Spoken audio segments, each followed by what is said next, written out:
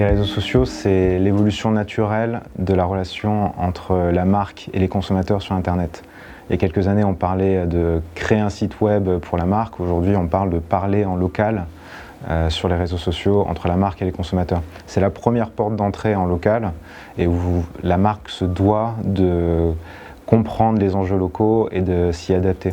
On n'est plus là pour pousser du contenu, mais plutôt pour laisser le consommateur choisir ce qu'il a envie de voir sur la page. Ce qui veut dire que d'un pays à l'autre, vous allez avoir de grandes différences. Par exemple, en Chine, Facebook ou Twitter n'existent pas, ce sera plutôt Weibo ou WeChat. Au Japon, les utilisateurs n'aiment pas commenter les posts des marques. Ils préféreront liker ou partager. Tout ça pour dire que les réseaux sociaux, c'est une vraie disruption pour les marques. On voit de plus en plus d'offres d'emploi pour des managers réseaux sociaux internationaux. On voit de plus en plus de marques qui publient sur une dizaine de pages Facebook locales.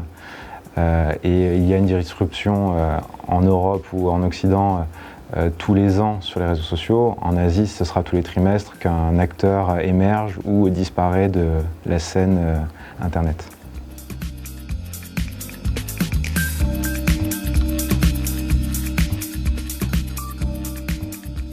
Les réseaux sociaux, c'est une formidable opportunité pour pénétrer de nouveaux marchés. Par exemple, si vous voulez communiquer en indonésien, créer un site web en indonésien demandera beaucoup d'efforts à votre marque en termes de gestion et d'appréhension du marché. Alors que créer une page Facebook en indonésien, c'est relativement simple et rapide. Et vous pouvez avoir un premier retour sur le comportement local par rapport à votre marque. Parler aux gens dans leur propre langue, c'est quelque chose d'indispensable pour une marque. Le gain humain est frappant. Et en termes de reach et de performance globale, on voit un vrai impact à localiser un message. Une marque qui va faire un post international va avoir un reach de 4-5%, alors que si elle décide de le localiser, en local, elle peut atteindre jusqu'à 50%. C'est l'exemple qu'on a avec des clients japonais. Donc, tout ça pour dire que les réseaux sociaux, c'est une formidable opportunité pour la communication des marques, mais ça nécessite de l'accompagnement.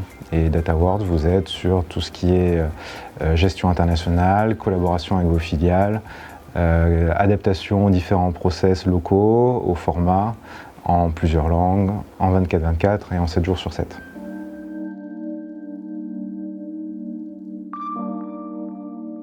Écouter l'utilisateur, c'est tout d'abord le comprendre, et c'est indispensable pour adapter le message. Mais c'est aussi une question d'image de marque. On peut faire un parallèle entre un utilisateur qui arrive sur une page de réseaux sociaux et un client qui rentre dans une boutique. Si vous rentrez dans une boutique et que vous voyez du désordre, des choses qui traînent par terre, l'image est désastreuse pour le client. C'est la même chose si vous allez sur une page de réseaux sociaux et que vous trouvez des insultes, des spams, des messages qui n'ont aucun rapport avec votre marque. Vous devez d'assurer une page qui soit propre pour l'utilisateur. Et inversement, si un utilisateur fait un commentaire positif, la moindre des choses, c'est de lui sourire ou de le remercier. Et puis il faut aussi savoir que les réseaux sociaux, c'est un des premiers outils sur Internet qui permettent de publier et de faire un service customisé online.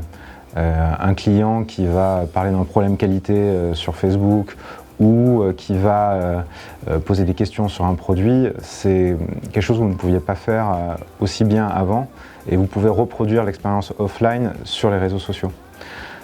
C'est une aide à la décision conséquente. Vous pouvez analyser les signaux faibles en avance.